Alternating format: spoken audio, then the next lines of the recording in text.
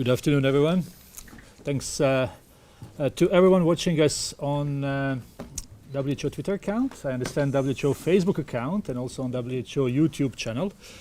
Journalists who are watching us can ask questions as any other day. Those who are dialing in, it's *9 on your keypad, and those who are watching us on Zoom, they will click raise hand. So this is a regular WHO briefing on COVID-19 with our usual guests, WHO Director General Dr. Tedros, Dr. Mike Ryan, and Dr. Maria Van Kerkhove. We will have an audio file, as we usually do, some 15-20 minutes after the briefing, and transcript will be posted tomorrow. Also, we are sending you news from other regions, so please pay attention on what comes from us. I'll give a floor to Dr. Tedros for his opening remarks. Thank you. Thank you, Tariq. Good afternoon, everybody. In the past 2 weeks, the number of cases of COVID-19 outside China has increased 13-fold, and the number of affected countries has tripled. There are now more than 118,000 cases in 114 countries, and 4,291 people have lost their lives. Thousands more are fighting for their lives in hospitals. In the days and weeks ahead, we expect to see the number of cases, the number of deaths, and the number of affected countries climb even higher. WHO has been assessing this outbreak around the clock, and we're deeply concerned both by the alarming levels of spread and severity and by the alarming levels of inaction. We have therefore made the assessment that COVID-19 can be characterized as a pandemic. Pandemic is not a word to use lightly or carelessly. It's a word that, if misused, can cause unreasonable fear or unjustified acceptance that the fight is over, leading to unnecessary suffering and death. Describing the situation as a pandemic does not change WHO's assessment of the threat posed by the virus. It doesn't change what WHO is doing, and it doesn't change what countries should do. We have never before seen a pandemic sparked by a coronavirus. This is the first pandemic caused by a coronavirus. And we have never before seen a pandemic that can be controlled at the same time. WHO has been in full response mode since we were notified of the first cases, and we have called every day for countries to take urgent and aggressive action. We have rung the alarm bell loud and clear.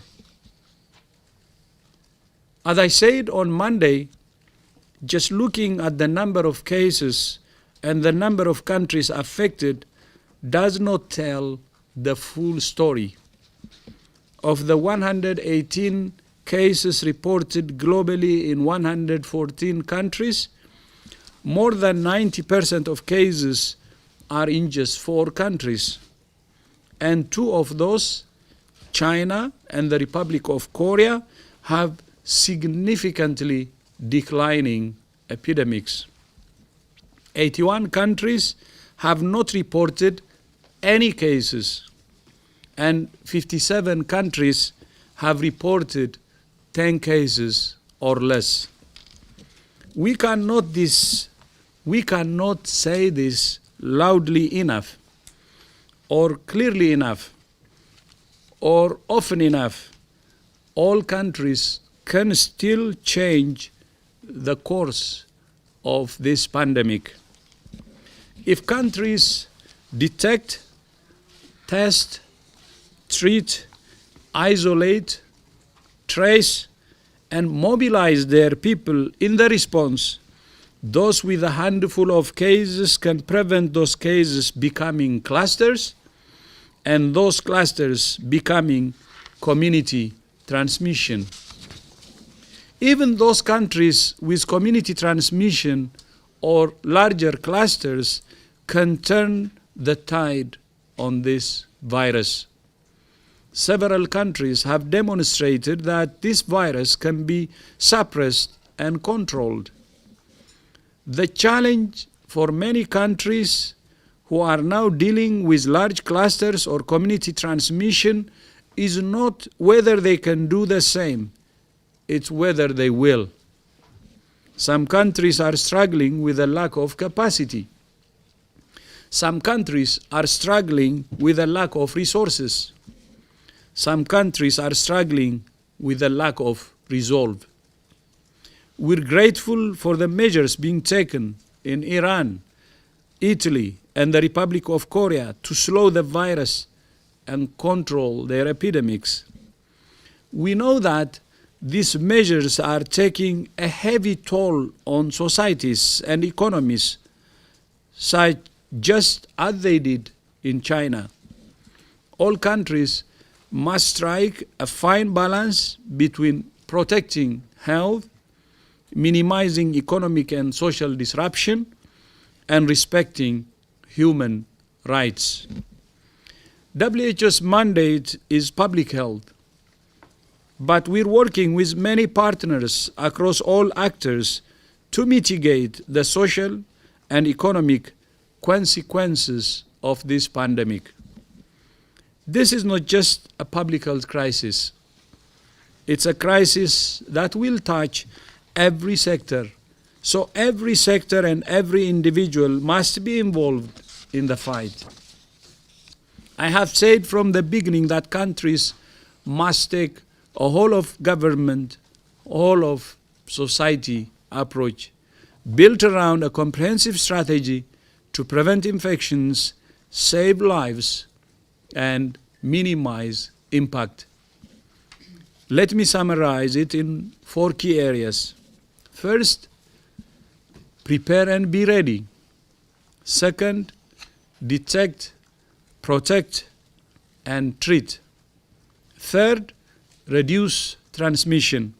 And fourth, innovate and learn. I remind all countries that we're calling on you to activate and scale up your emergency response mechanisms. Communicate with your people about the risks and how they can protect themselves. This is everybody's business. Find, isolate, test, and treat every case and trace every contact.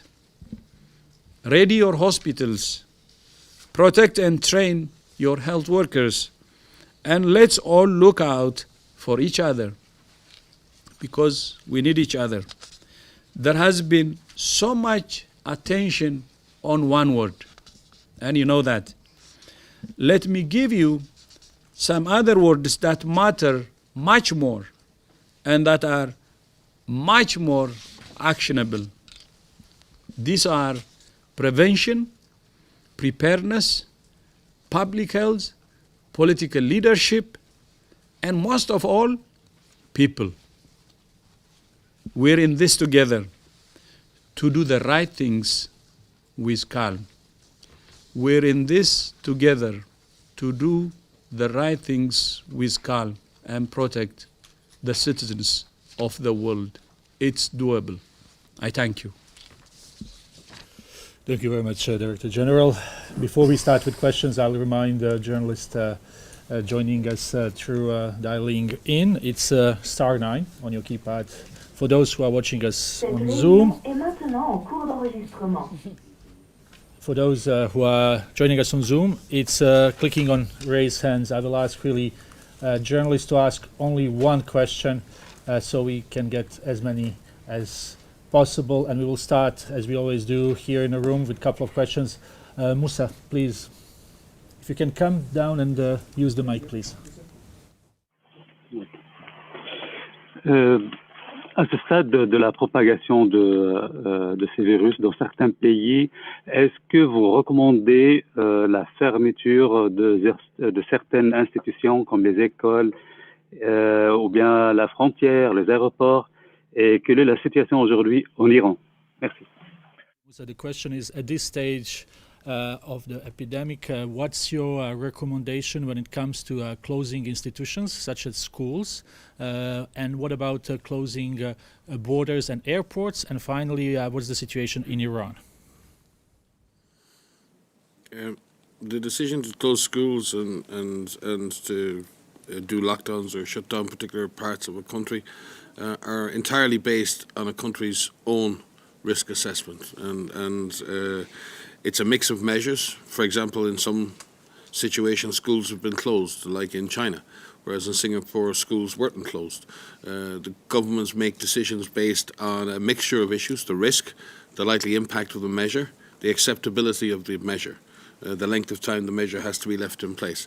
Certainly, reducing or increasing social distance can certainly slow down the spread of disease, but it is a poor substitute in countries with lower numbers of cases.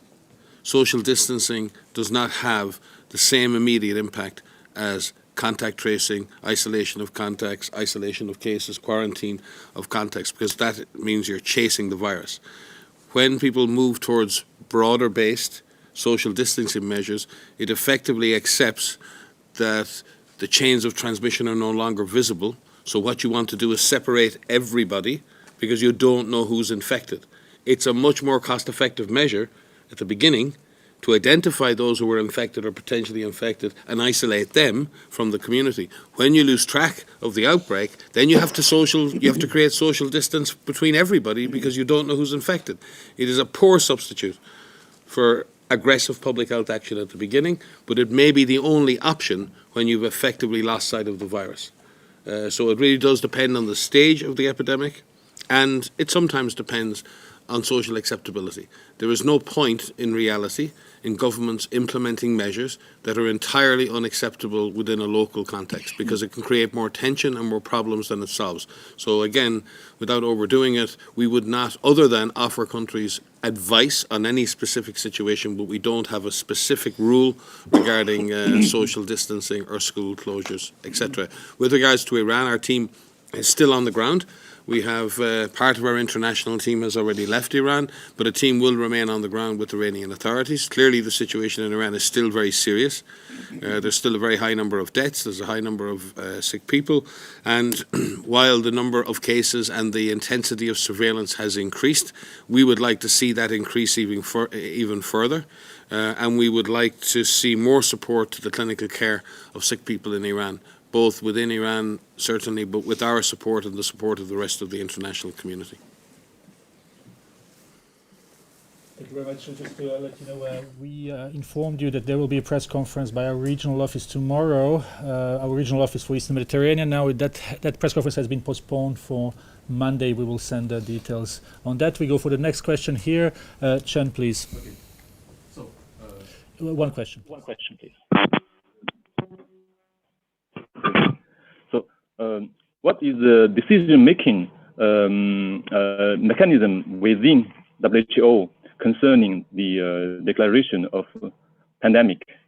So, and are the member states involved in the procedure? Thank you. There is no, the DG has said this many times, there is no formal process and pandemics as such are not declared. It's not like a public health emergency of international concern in which there's a body of international law where WHO engages through the emergency committee, through the national focal points in making that decision. This is a characterization or a description of a situation. And the DG has said it is not a change in what we do.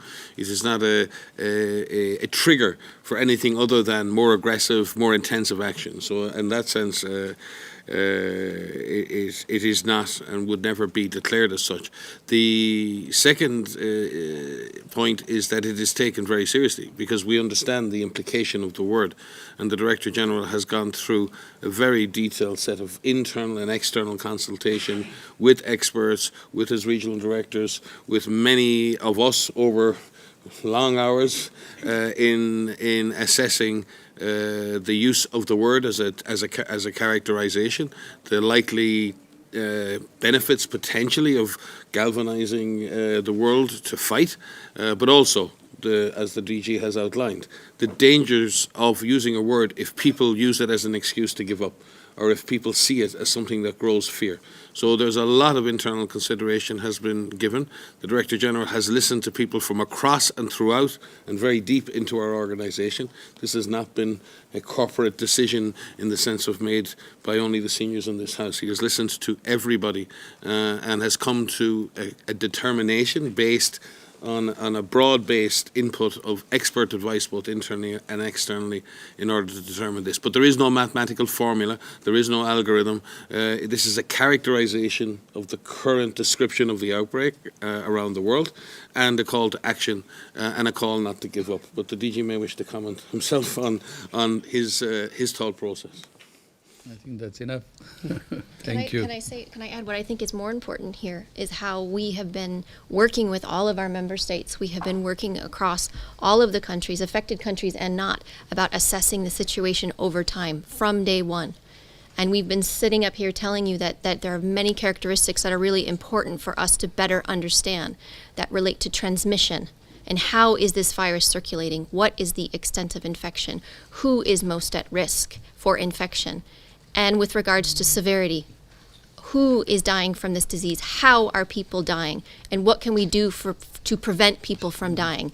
And thirdly, the impact. And I think what we have been doing from day one is gathering evidence, learning from each other, learning from what China experienced, how they handled the situation, learning from what Korea is doing and Japan is doing and Singapore is doing, and we can go on and on and on. And every day we have these assessments. Every day we're looking at the evidence.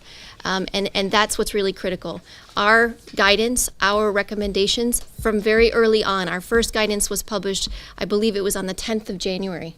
And that is an assessment based on what we were seeing in the evidence and what we expected to happen. We are constantly revising that, and that doesn't change, and it hasn't changed what we've been recommending to all governments and all people. Thank you very much. Let's take one more question from here. Let's start with the lady that we've seen for the first time here. If you can introduce yourself, please. Thank you.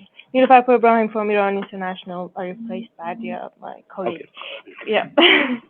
So actually, you said you're grateful about the measures Iran made to counter the virus. Would you please elaborate on that and tell us more about the team came back from Iran? What do you think is needed right now inside Iran? Because we're hearing that there has been lack of medical supplies and equipment inside of Iran because of the sanctions. Yeah.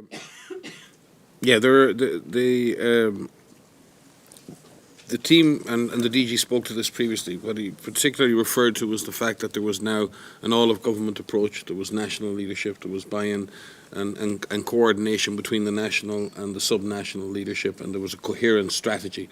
And the fact that that strategy was launched as a single plan, and there's that people are gathering around that as a single strategy. Surveillance has certainly been enhanced in terms of the case detection and the amount of testing, and in order to support that, working in conjunction with the Chinese government, China brought in over 20,000 tests. We brought in over 100,000 tests into Iran over nearly 2 weeks ago. The days blend into one another at this point. And equally, both China and ourselves brought in personal protective equipment. We've made it clear that those supplies are very, very short, and we're struggling to find other supplies externally. We do, as I said previously, have thanked the United Arab Emirates for their facilitation of the process, and again, we're working with countries, including China, on resupplying our logistics hub in Dubai. So we've sent a further 40,000 tests into Iran over the last 24 hours, again, to increase the intensity of testing. And in the end, all of this is drawing millions of dollars of resources in order to continue to supply that. Right now in Iran, there is a shortage of ventilators. There's a shortage of oxygen. And clearly, and you've seen this in Italy and you've seen this in other countries, what happens at this stage in an epidemic that's intense, that's generating a lot of severe cases. As of this morning in Italy, there were nearly 900 people in intensive care. That requires a huge health worker commitment. To take care of intensive, really unwell people can often require 2 to 3 medical staff at one time, all in protective gear for hours and hours. Number one, they use up a lot of protective gear. Number two, they become exhausted very quickly. And our concern for our colleagues in Iran and in Italy right now is actually the caseload, the demand on the health workers, and the dangers that come with fatigue and potentially shortages of PPE. So we all must move quickly. While some countries are affected more than others, and yes, we can get into the game of whether governments are doing enough or not enough, or whether things were better planned or should be planned. The fact is, right now, in countries, we have frontline health workers who need our help. We have hospitals who need our support. We have people who need our care. And we need to focus on getting our frontline health workers the equipment, supplies, and training they need to do a good job. So I think we need to, in that sense now, all focus on the job at hand. We can work out after the fact, could we have done it better, or who's at fault, or who's to blame. We really need to focus on the word that the Director General has been using for weeks: solidarity, getting the job done. We need to move now. Iran and Italy are in the front line now. They're suffering, but I guarantee you other countries will be in that situation very soon. So we all need to show that solidarity for each other. We're focused on practical support to Iran, and we will continue to provide that and working with international partners. Thank you. Just 2 lines I would like to add. From the reports we got from our experts who are on the ground, we know that Iran is doing its best, all it can. That's number one. And that's what I appreciated. And second, they need lots of supplies. And as Mike said, we have tried to support as much as we can, but there is still a shortage. And we're trying to mobilize more support for Iran. Thank you. Thank you very much. We'll try to take a few questions from journalists online, and I will remind how you can ask question. It's *9 for those online and those dialing in, and it's a clicking raising hand. So let's start with Helen Bransfeld. Helen, can you hear us? I can. Thank you very much for taking my question. I'm wondering, you are getting additional information from China. In particular, I'm interested in finding out if you've had any word about the serology study that they were meant to be doing. I would have thought that they would have had data by now. Thanks, Helen, for that question. One of the things that we are hoping for in the coming weeks are results from serologic surveys. So as you all know, molecular tests were developed very quickly, serologic assays are being developed very quickly, and they're in use in a number of countries. We understand that there are serosurveys that have begun in several countries, including in China.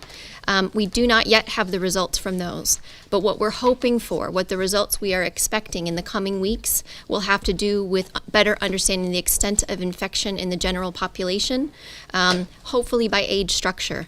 We've seen the protocol that will be used there, and it is an age-stratified general population serosurvey. So it will take some time. We do need to give them the time to run these epi investigations, these sero-epi investigations. We are pressuring them, and not only China, all countries to carry out these types of investigations, share their results with us so that we could better understand how transmission is occurring. But it will take some time. Thank you very much. Let's try Isabel from FE. Spanish News Agency. Isabel, can you hear us? Hello, yes. Do you hear me? Yes, please go ahead. Yes, thank you.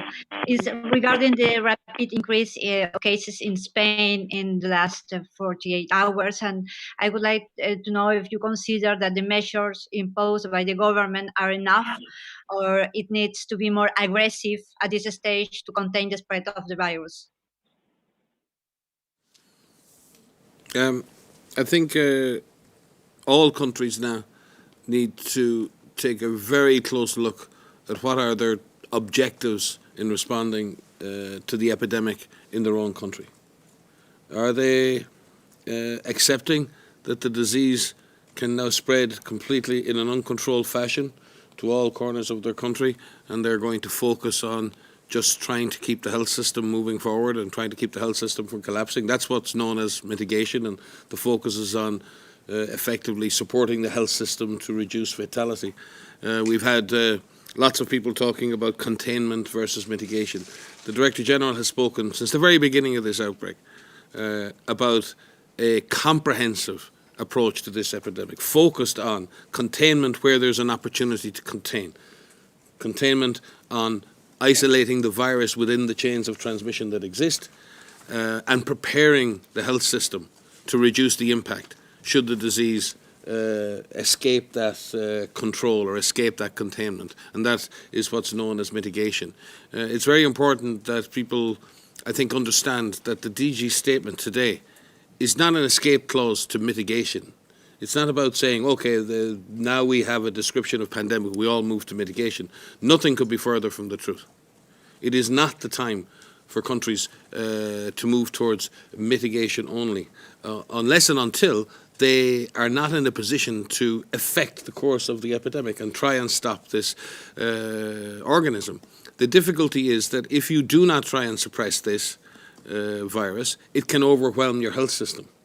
So there have to be very strong efforts made to suppress infection, to push the infection back, because at the very least, it will take the pressure. It will allow and flatten the curve and allow your health system to remain in control and achieve some success in reducing case fatality. So from that perspective, I think it's very important that we use our words very carefully from here on in. With regard to Spain, Spain has a number of cases have accelerated very, very quickly over the last couple of days, as have France, as has Norway, as has Denmark, and as have a number of European countries.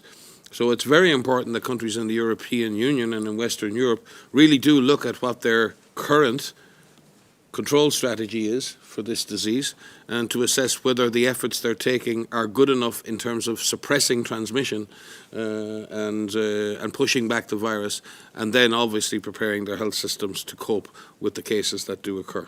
All countries need to review their strategies right now. Yeah, thank you. I would be happy to add to that. I had a very good discussion with His Excellency Prime Minister Pedro Sanchez of Spain 2 days ago, and I was, very much impressed by his commitment. And Spain is using the whole of government and whole of society approach, and we believe that that political leadership is really key. And we discussed about that approach, mobilizing the whole society and making the response everybody's responsibility.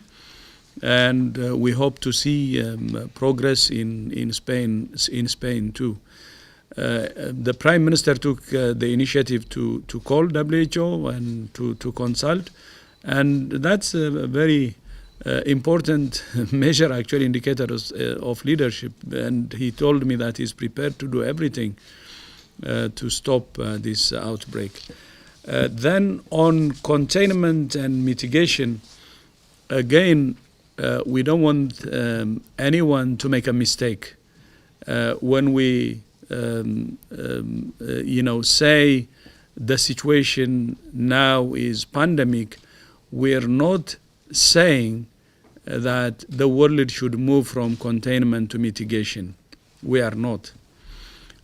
We believe as WHO that the comprehensive or blended approach should continue. And in that comprehensive and blended approach, containment should be the major pillar. As Mike said, the numbers themselves actually speak why we're saying this. 81 countries have no cases, so they should do everything to prevent from importing any case. They shouldn't give any ground for this virus to set foot in their country. And then there are 57 countries who have reported less than 10 cases, 10 or less cases. They can cut it from the bud. 81 plus 57 is 138 cases. And 90% of the total number of cases we have, the total 118 cases globally, 4 countries reported 90% of it. 90% of the 118,000. So it will be a mistake to abandon the containment strategy. Of course, the rest of the countries will be between the 4 countries who have reported more than 90% and those who have reported 10 cases or less. So we believe that the best way forward is the blended comprehensive approach, which puts containment as a major pillar. And we have also given examples. Many countries have already shown that when you have cases, still can be contained, however big the number of cases is. And we are convinced that although this is the first coronavirus to be labeled as pandemic proportion, but at the same time, we believe that it will be the first also to be able to be contained or controlled. That's what we are saying. It can be, because we have seen progress in countries that have already shown this. So we repeat again, we're not suggesting to shift from containment to mitigation. We are not. We underline that. We're still proposing containment strategy and other strategies, a comprehensive and blended strategy. But considering the geographic spread and the number of cases that has increased in the past 2 weeks, we should double down and we should be more aggressive. That's what we're saying. Thank you very much. We will now call on Christophe from Rwanda. Christophe, can you hear us? Yes, I can hear you. Thank you very much. I hear you well. I have a couple of questions. The first, I want you to give us an overview of the status of preparedness and quarantine centers. What? Can you see? Can you hear me? May I go ahead? May I go ahead? Christophe, can you try one more time? You are broken, but please go ahead. We heard that it's something about preparedness, but repeat your question, please. Okay. I want you to give us an overview of the status of preparedness and response in Africa in terms of surveillance, treatment centers, supportive treatments, availability in Africa.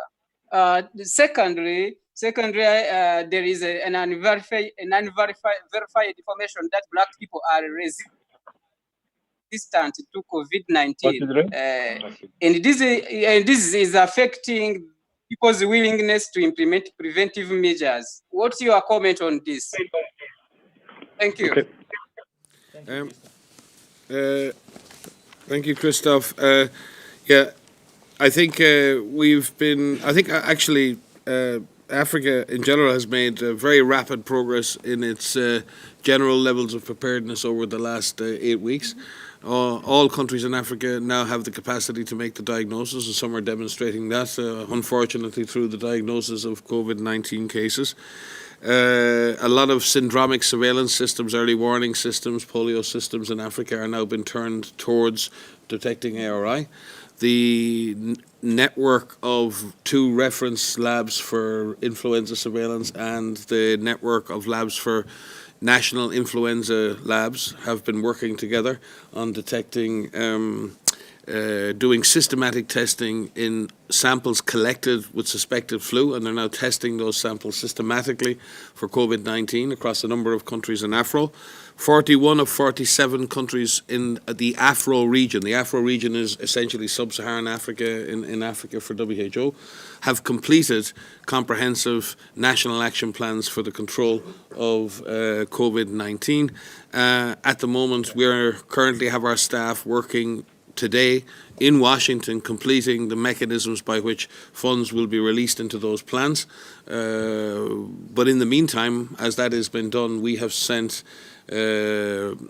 millions of dollars through our WHO system to provide support for training, provision of PPE, further support to the labs, etc., etc. We can provide more of a detailed update from our Africa office on other matters, but there still remain concerns and weaknesses, and the things you mentioned there, like isolation facilities. For example, in Congo today, yesterday we had our first case. We're already redirecting some of our Ebola response capacities towards the potential isolation and treatment of cases. I think in other countries, in Nigeria, for example, within 48 hours of the first case, Nigeria had established a 100-bed isolation unit. So, but I think the development of the clinical support and isolation services is uneven. And while it may be present at national level, one of the things we found during the Ebola outbreak was that reproducing preparedness at subnational level, at district level, is another challenge that we need to address. So our work now is moving the preparedness activities from the national level down to the district level in all countries in Africa. But I think we are pleased with the development so far. We believe there may be an element of underdiagnosis in some countries, and we're chasing that and trying to activate surveillance on the whole continent. Thank you. And to add to that, countries in Africa have been our focus, and we're very much encouraged by the progress we have made through our regional office in Afro and also the Africa CDC. As you know, our major concern was, the introduction of this virus in countries with weaker health systems. And our focus from the beginning was where our concern is. So there is progress, but at the same time, we will continue to build on what we have been doing, and Africa will continue to be our focus. And especially in building capacity and improving the overall preparedness. So Murakoze Chane for your question, Christophe. Can I add one more thing? Is that in addition to what we're trying to do in terms of providing guidance and supports and kits and building on existing systems that are there, there's a training element that we've been working on. And given the demands on everybody's time and the demands on people's ability or inability to come face to face, we're trying to look at innovative ways in which we can translate some of our training materials through online courses and through interactive sessions so that we can speak clinician to clinician, IPC specialist to IPC specialist, to provide that one-on-one support where that is needed. And so that will continue as this situation evolves. Thank you very much. Catherine, here in the room, please. Yes, Catherine Fiancon-Bokonga, France 24. I'd like to have your reaction about what's happening in Italy. They have a shortage of equipment, of supply. They need more health workers.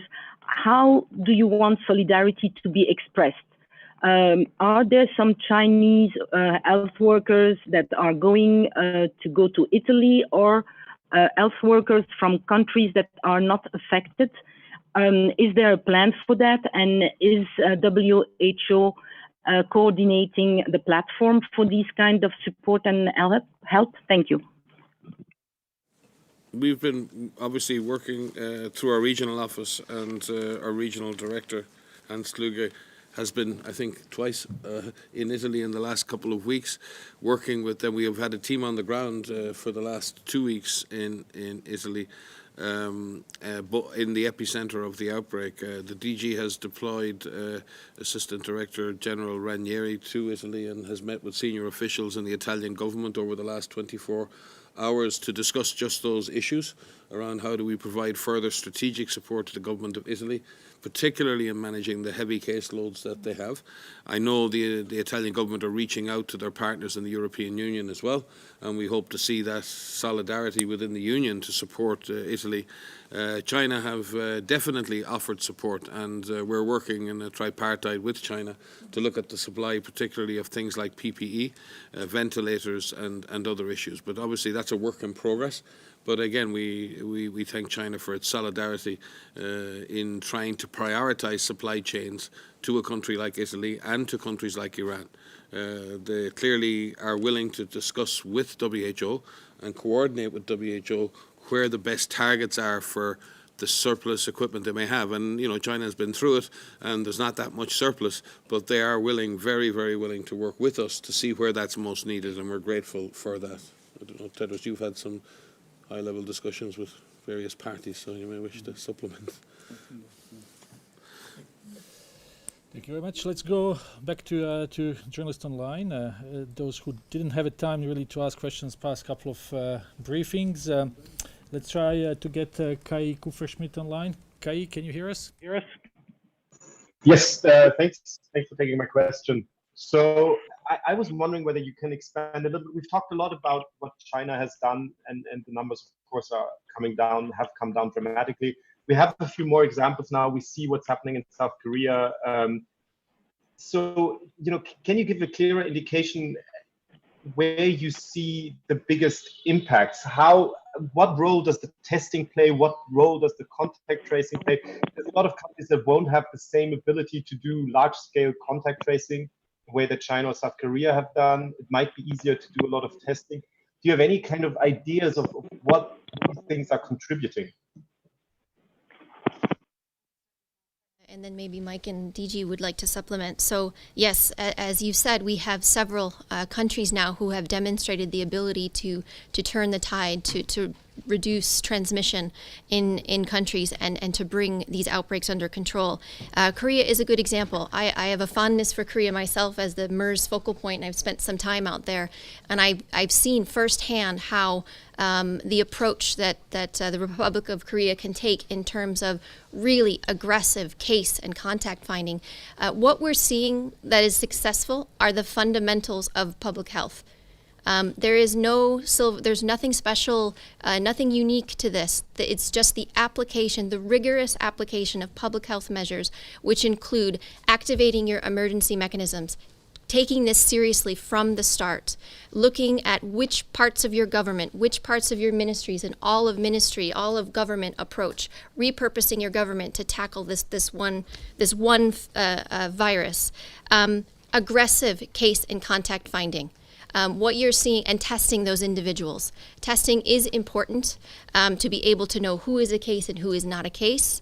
And so testing must continue. Isolation of patients, treatment in hospital, care for those patients. Isolation and quarantine of contacts, separating them from other individuals so that they cannot pass the virus onward. This is case and contact finding. Mobilizing your population. Using every person in your population that can help fight against this virus, knowing what each individual can do, not only to protect themselves from getting infected, but by protecting themselves from getting infected, they're preventing the onward transmission, which may lead to another vulnerable person. And so these fundamentals, making sure that your labs are ready, making sure that your hospitals are ready, triaging your patients. There's a difference between what you need to do for a mild patient and what you need to do for a severe patient. Making sure that patients who require more advanced care are put in your hospitals, and having a plan for those that are more mild, those that don't require oxygen, don't require respiratory support. So what we've seen successful in many countries are these fundamental applications of basic public health measures: hand hygiene, respiratory hygiene, social distancing, assessing your own risk and seeing how you play a role in this. There's also there's a lot of people working in this space are working very much from a view of the world that's based around influenza and a perception that once a virus pandemic starts, it's uncontrollable. So the real focus on mitigation and vaccine, and that's understandable because that's what pandemics have done in the past. In this epidemic, if we didn't have the experience of Korea, if we didn't have the experience of Singapore, and if we didn't have the experience of China, we might imagine exactly the same thing. But we have observation that tells us that there's a strong element of controllability in this disease. Now, that doesn't mean we'll completely stop it, but what it does mean is there's a real chance to blunt the curve. There's a real chance to bend the curve and reduce the number of cases that our health system has to cope with, and give the health system a chance to save more lives. So would you not use an opportunity? And then you have many people, and I've seen it, someone asked it here earlier, how can we continue to invest in the very expensive business of contact tracing? Contact tracing is not an expensive business. Contact tracing is a very basic public health intervention. It does involve interrupting the lives of a small proportion of the population in terms of quarantine of contacts, isolation of cases. And that's a very tough on those individual families. But please, tell me if that's less or more expensive than social distancing measures that include locking down whole areas, cancelling all sporting events, cancelling all religious events, closing schools. Which is the more costly? And I think there's a misunderstanding here that in some ways the public health measure of case finding and contact tracing is something that requires a massive effort. Teams in Congo were chasing 25,000 contacts a day in the middle of a shooting war and doing it every day under fire. And they did it. So I think we need to reach a bit further into how far can public health measures be used? How far can we push contact tracing and case finding and quarantine of contacts? Because countries like Korea, countries like Singapore, and countries like China have shown that sticking harder to that strategy has resulted in benefits. We can't guarantee that that will result in a benefit everywhere. All we can show you is that that has resulted in a significant benefit in the context of those countries. And is it worth not investing as much as you can in that until you're sure that it's not working? But as the DG said, be comprehensive, be also ready, prepare your system, and be ready to deal with the cases that in so many cases will inevitably occur. But at the very minimum, you'll suppress the epidemic and potentially reduce the number of cases per day that walk through or are wheeled through the door of the hospital. It's a very simple equation. And I think we need to maybe get away from these arguments of assuming that case finding and contact tracing is very expensive. It's very labor intensive, I've been told. I've been doing it for 25 years. I'd much rather stick with contact tracing and case isolation than necessarily shut down whole societies. I would find that much more difficult to sustain. So I think there's a degree of assumption here that we need to avoid. This is a new disease. It's a coronavirus. It's not influenza. We need to learn the lessons that we're being shown by the virus, and we need to move on to a comprehensive strategy for its control.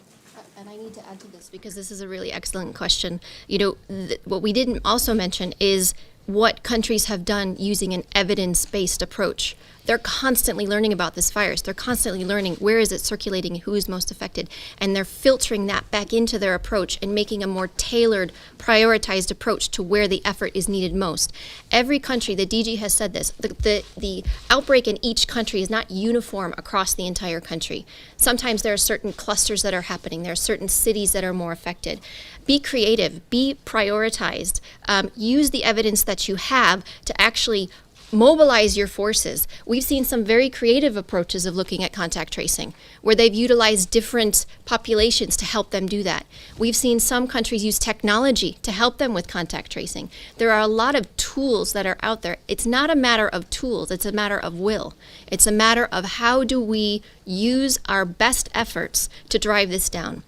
There's no excuse to say that we cannot do this. We have shown in many countries, countries themselves have shown that they are able to do this. And we must push countries, all of us, to fight as hard as they can to suppress this virus. Because by doing so, you are saving lives. By doing so, you are buying more time for your hospitals to prepare. Having a large number of hospitals overwhelm your ICU is incredibly damaging, and more people will die. So do everything that you can to be as aggressive as you can in these early cases. Thank you very much. And I'm really sorry for journalists here, but we have some people online who have been every single press briefing and were very rarely given opportunity. So I will call to Clive from Financial Times. Clive, can you hear us, please? Yes, thank you very much indeed. Dr. Tedros, in your introductory remarks, you talked about some countries where there was alarming inactivity and alarming levels of inaction, you said. And also last week you were critical of some countries, but you declined to name them. Are you willing to say which countries, in your opinion, or that of your colleagues, are not doing enough? Thank you.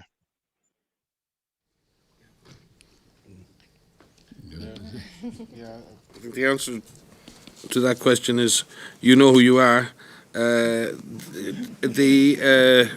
WHO doesn't interact in public debate or criticize our member states in public. What we try to do is work with our member states constructively, pointing out to them when we believe their measures are not adequate, aggressive enough, or comprehensive enough. And we've taken that opportunity, and the Director General has taken that opportunity on multiple occasions to interact with many member states, to indicate where countries can improve, and member states are always telling us how we can improve as well. So I think that's a very important tenet of our relationship. But I think if we look at behaviours that we want to see more of, certainly diagnostic testing algorithms that only test a small proportion of people who are likely to be COVID-19 isn't a way forward in this epidemic. Not a way forward in this epidemic. So we've seen some countries have diagnostic criteria that require you to be fully symptomatic and over a certain age in order to qualify for a test, or having still linking testing to travel to China and other things. So there are countries who have not updated their surveillance regimes to be adequately up to date with the current threat. So surveillance systems have to improve.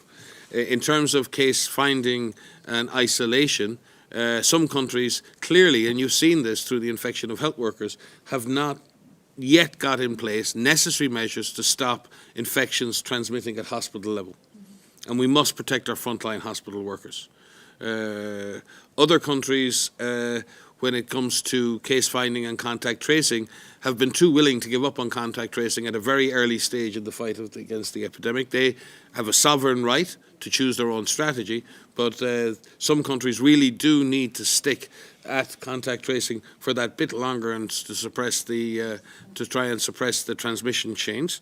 And again, some countries have not been communicating well with their populations and creating some confusion in the minds of the population, and risk communication and trust between governments and their citizens really does need to come to the centre. Other countries have struggled to create coordination between the different agencies and sectors of government. We've seen other countries struggle to establish a very effective coordination between the national and state, or the national and provincial level. So again, epidemics are a stress test for the system. They stress every component of the system. They stress governance. They stress trust between government and the citizen. They stress the hospital system. They stress public health systems. They stress the economic systems. The issue is how much resilience is built into those systems. And I'm frankly will have to say to you that in many cases what we're witnessing across society is a lack of resilience. Our hospital system is running, the DG has said it, I can't remember the word you used last week, but it's lean and mean. So our hospital systems are designed to deliver at 99% efficiency. They don't have any space to deliver more. We have deep distrust very often on health messaging from governments to citizens. There are things, we need to be working on more between epidemics, but right now we're in a fight. We're in a big epidemic, and we need to work on those things right now. So I'm certainly not going to single individual countries out, but I think if most countries look at the list I've given you and give themselves a scorecard, I don't think anyone's scoring 100% right now, and neither is WHO. So we all need to just get on and get better at what we do. Thank you very much. We will take a last question from online. And again, I apologize, but we have to respect all these journalists who are calling in day by day, and we have to provide them the opportunity. So I'll call on Maïv Shaheen from Sunday Independent from Dublin. Maïv, can you hear us? Yes, I can. Can you hear me? Yes, please go ahead. Okay, I'm calling from Ireland, the Sunday Independent newspaper in Ireland, and we've had our first death, COVID-19 death today. I wanted to ask Dr. Tedros and Dr. Ryan whether Ireland, which is maybe a week or two behind some of the worst affected countries, should Ireland be doing more? Should Ireland be instigating a more aggressive response to try and contain the virus, given what we've learned in Italy, Korea, China? Try in Irish. Try in Irish, yeah. Hi, this is Mike Ryan here. No, I think and I spoke with Tony Houlihan, your Chief Medical Officer, less than 24 hours ago to discuss these very matters. I think Ireland, again, has demonstrated through your HSE, through the Health Surveillance Protection Centre and the Office of the CMO, I think a very coherent response under the leadership of the Minister of Health and the Emergency Committee, which has been a good all-of-government structure. I think Ireland is still sticking very much with a mixed and comprehensive strategy of still doing aggressive contact tracing and case isolation, linked to measures then, I think increasingly, I believe you've cancelled St. Patrick's Day celebrations as a social distancing measure. So I think Ireland is finding that balance between what are measures aimed at chasing the virus and measures aimed at creating enough social distance to suppress the transmission of the virus. I think the concerns you have in Ireland may be more related to the capacity of the system to cope with the surge of cases in the hospital system, and I think all countries in Europe are concerned about that right now. But again, looking at the overall strategic approach in Ireland, we would say that it's a comprehensive strategy, and we're ready in WHO to offer any technical advice or assistance that's needed. But I think we need also to remember that public health services in many countries are rather small. And we've seen disinvestment in public health all around the world, and a deprioritization of public health all around the world at times. And I believe Ireland probably has no more than 60 or 70 full-time public health consultants or professionals. There are many others working at lower levels in the system. So if I was to offer any advice, we do need to, everywhere, increase the number of individuals who are working on the public health approach. And that doesn't mean for contact tracing you don't need a trained medical professional to do contact tracing. You can accelerate and amplify the number of contact tracers almost instantly using other civil servants, using volunteers, using community organisations. Speaking with the Italian government last night, they were going to very much use their community organisations to leverage improved contact tracing. So maybe in countries like Ireland and others, seeing how we can rapidly amplify the impact of public health officials by using communities, NGOs and others to support them would be maybe an option. But obviously that's for Dr. Houlihan and others to decide. If I could just add to say, these questions of saying, are we doing enough? Are individual countries doing enough? These are the right questions. Are we doing enough? Each country needs to look at what they're doing, how well they are prepared, identify the gaps in their preparedness in terms of their actions, and take action on that. It isn't a one size fits all, as we've been saying, but asking the question, are we doing enough regularly and repeatedly is really critical.